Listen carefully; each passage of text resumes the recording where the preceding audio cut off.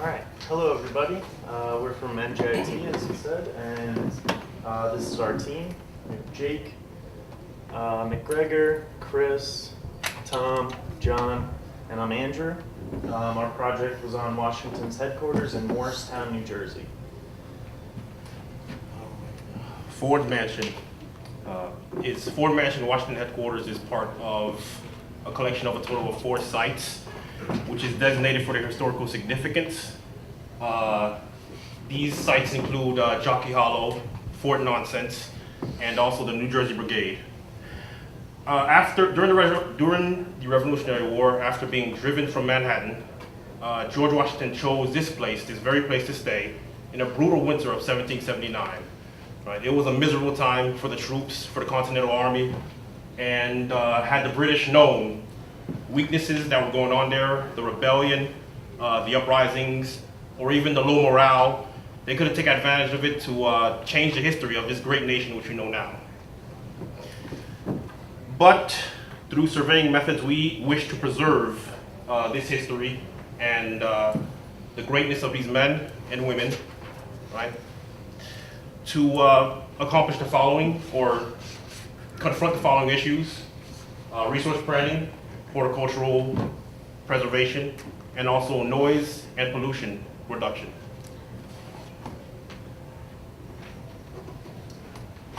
All right, one of the first things we took into consideration when beginning the project was our site safety. We were in close proximity to a major highway and a very busy intersection. So we also followed the guidelines of NGIT's student safety rules for this. With 87,606 traffic incidents in 2010, we did everything possible to avoid any incidents on our site. Included wearing brightly colored clothing and safety vests, and put out cones to make the public aware of our presence when performing the work in or near any roadways. We also wore gloves and goggles for when we were digging, or safety glasses, to make sure there was no fractures or anything. We also wore appropriate clothing for long-term outdoor exposure in cold weather. To begin our project, we gathered several maps. We used the Google Earth images to get an idea of the scope of our project, and this is where we decided to use the roadway lying in front of it and avoid the interaction with I-287, because that carries with a whole different set of safety rules. Our property here on this tax map that we use as a basic guide to intersect with the rights of way to find the basic location of property corners where we recovered evidence of its location. This is the NGS data sheet where we ran our vertical control from one geodetic station to the other to solidify and verify our elevation and vertical control. And we had an exposure of negative 0.0525 over 2.1 kilometers, so it's pretty good. And the horizontal control network was handled by Chris here, and we'll go into that now. So the first thing that we needed to do is we understood that we needed to get into the New Jersey State Plane Coordinate System. So we decided to set up a geodetic network. What we did was we did loops of 3 and 4 by occupying 3 setups at one given time, so we had overlap in time. We did half-hour observations, and we used these 4 independent base stations as our observations. We stayed within the North American datum of 1983, North American vertical datum of 1988, and we used GeoA12 to derive most of our corrections, our ellipses. This is a picture of what our system looked like. In the center end, it's blown out because of how far away it is, but the center is our network, that's our site, and then those are the stations around us. So our primary control, we need to stay within our ALTA standards of 2nd order class 2, and we actually closed even better than that with this. We followed all the FGC publication standards of the geodetic control network. That's a picture of the R10 that we use. We use 3 of those set up simultaneously, like we said. This is a picture of our site, and that's where all of our control points were within there. After we established all the GPS network, we came through with the regular total station, the conventionals, and we ran our traverse through there. So we brought our vertical control into the site, and then what we did was we did trigonometric leveling throughout the entire site to establish our elevations on the other side to make sure it was really locked in and secure. So our conventional traverse, we used a Trimble S8 high precision robotic total station, it's a half-second instrument. We did this through, and then following FGC standards, what we did was we turned 8 rounds in 8 sets through everything. So we observed more than one site at any given time. So I think the minimum we had was 4 observations in one setup.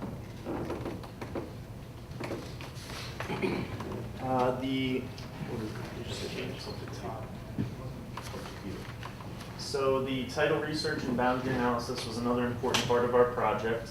Luckily in Morris County, they have online deeds for after 1950, but unfortunately our lot is a lot older than that. So we had to go into the records vault in Morris County and look up a lot of old deeds. This is the most recent filed map, 1892, from 1892, which we got from the records vault. And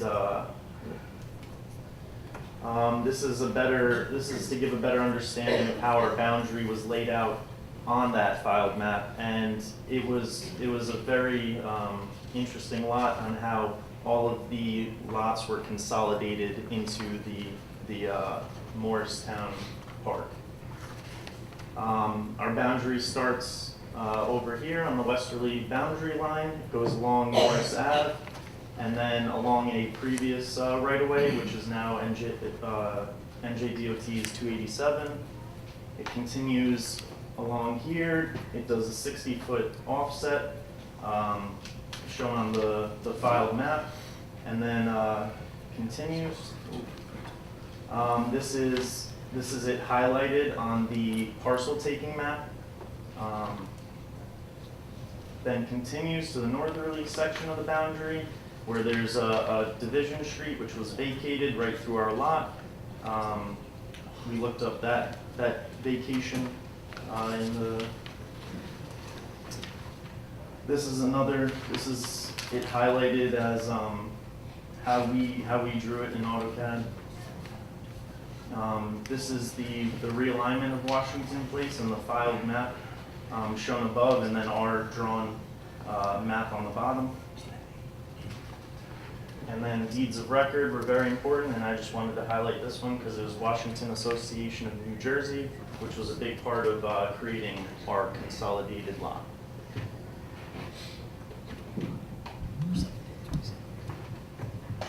So the group was able to create a topographic surface through different means of data collection using the Leica TS15 total station, Leica automatic level, Leica GS15 GPS receiver, mobile LiDAR, and airborne LiDAR. The project began by referencing previously gathered data from Orbis surveying and mapping. This allowed the group to get a general idea of what the topography of the lot looked like. Now, from what Chris was saying about vertical control, we established that through a bench run, going through 2 local established monuments, using a level, and confirm that data using our GPS unit. And we were able to confirm, using our vertical control, we were able to confirm the information on Borbis' survey. There are a couple of survey markers that we located within the property, as well as neighboring properties. For example, within the property, we found a nail set by Borbis surveying, and we also dug up and found pieces of half-inch rebar located on the corner of Morris Avenue and Washington Place. Also, survey markers outside of the property included concrete monument on the easterly side of Washington Place, as well as a stone monument that was also referenced in the revised 1982 map of Henry Ford estate. Another method of data collection that we did was mobile LiDAR.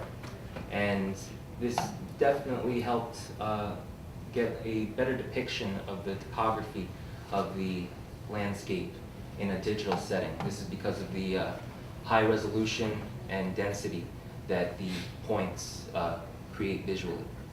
But we also encountered some certain obstacles with that just because of the terrain and trees. So Airborne LiDAR helped to compensate for the points that were not taken from the mobile LiDAR.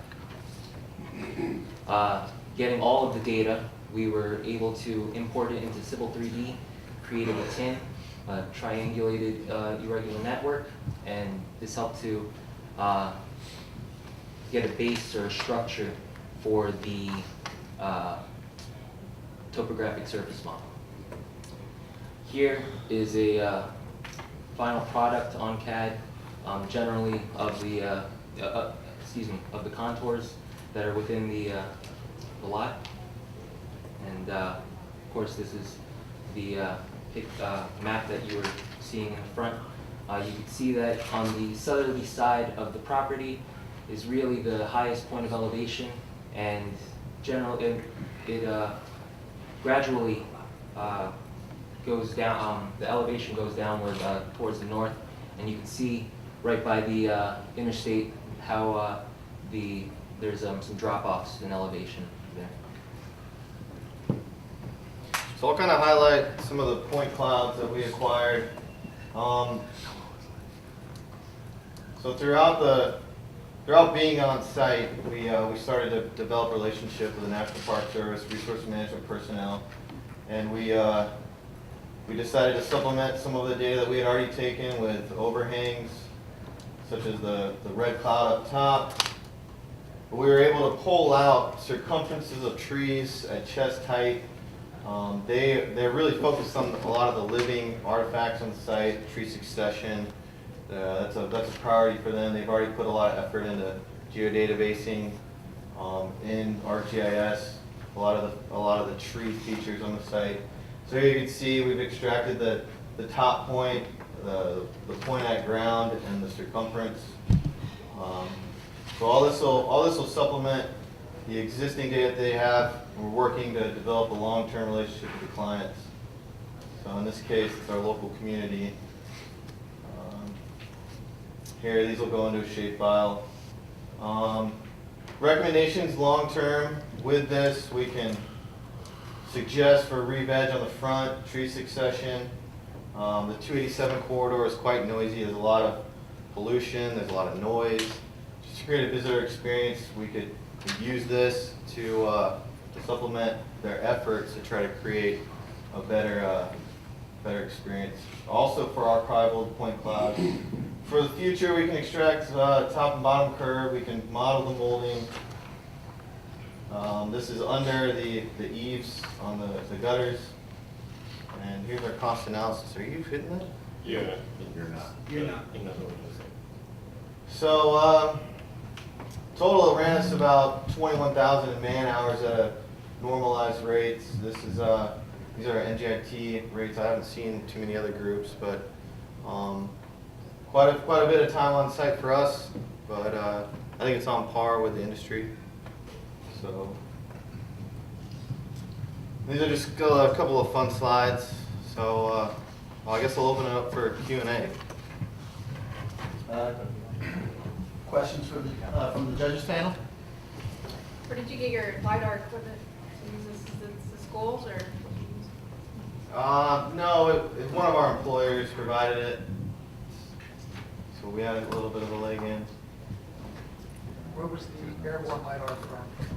I think it was the Highlands data set, which is in New Jersey. It's a portion, it's a I think it was flown in what, 2012?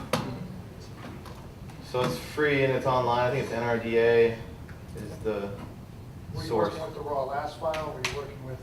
Yeah, and it's decimated. I think we have about 3 points per square meter. I think is what the resolution was. So, you know, on the outbounds of our site, you know, it loses some of the density.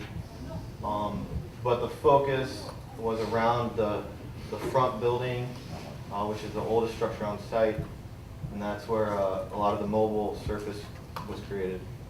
Any other questions from the panel? On the title of your map, you called it an ALTA survey. Why did you decide to do that? That was in the Alta NSPS standards, I believe. We use the standards as a guideline to prepare for quality assessment for reporting for the project. Okay. And then you didn't have any table A items listed in your certificate then? Okay. I But made- there's a lot of those table A items you did do. You know, 5 and 21 and the 6 and things, okay. I may have missed it, but what was the reasoning for trying to achieve second order class 2? That was part of the Alpha standards. Okay. You ran mobile LiDAR, and how did you register that to the ground survey information? We took several RTK shots on site, hard features, corners that we were able to shoot in with the gun. I occupied a point on the front lawn, and that was also used for the traverse. It was also part of our GPS network too. And how did you find that did you run any comparisons between your ground run survey information and that of the mobile LiDAR? Yeah, I believe there's a validation report in the submission. Everything checked within 10 centimeters ground. We put forth some registration efforts to clamp it, but and we can work further with the park if they take the data to the next level. Other question I had for you, so how much fun was it working with the National Park Service? What kind of challenges did that bring to you? It wasn't too bad, actually. We had correspondence with the one guy on site who is pretty much in charge of the entire site, and he gave us access almost. Yeah, his name was Bob Masson, and to get a permit, we had to go online. They have a online site where you sign up your students, what research you're gonna do, how long it's gonna take, and we're gonna keep in touch with them even after this competition to try to get a really good survey out so they can actually use to preserve the parks. So we're not, even though you see the finished product here, we're not done yet. Sure. We're still going. They are really sensitive about their site, so we weren't able to access a lot of the slope area because they were doing a lot of, they were planning the irrigation lines and bringing in sod. So our mobile was not only prioritized at the front, but we were also not allowed access to the whole site just because of the impact. Did you have any restrictions as far as trying to set traverse points or control points or anything like that? No, There wasn't an issue there? They really accommodated us fairly well. We found property evidence on the site, like tall irons, old axles, stuff like that. It was cool. Surprised they let dig there. Yeah. Yeah. We did get a little suspicious when we showed up with shovels.